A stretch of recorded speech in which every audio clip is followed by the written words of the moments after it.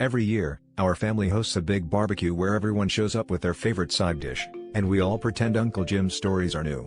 This year was no different, except for one small twist. Uncle Jim had decided he was done with traditional grilling methods. Armed with a hairdryer, he proclaimed that this time, he'd be revolutionizing the backyard barbecue game. My cousins and I exchanged skeptical looks, but we were intrigued enough to see what would unfold. As the afternoon sun started to dip behind the trees, the smell of charcoal and sizzling meat was replaced by the distinct aroma of burning hair and... was that a hint of lavender?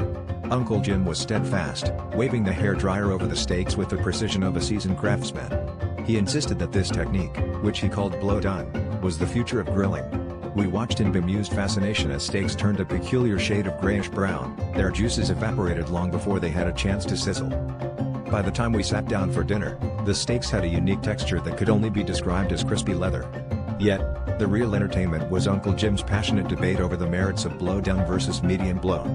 My aunt, Ever the diplomat, suggested that perhaps Uncle Jim's method was more of an acquired taste, while my cousin Steve quipped that it was more of a blown opportunity. Laughter rippled through the crowd, and even Uncle Jim had to chuckle at that one. As dessert rolled around, Aunt Carol brought out her famous apple pie, and the conversation drifted to safer, less hairdryer-involved topics. However, Uncle Jim was still beaming with pride, convinced that he'd introduced us to a new culinary art form.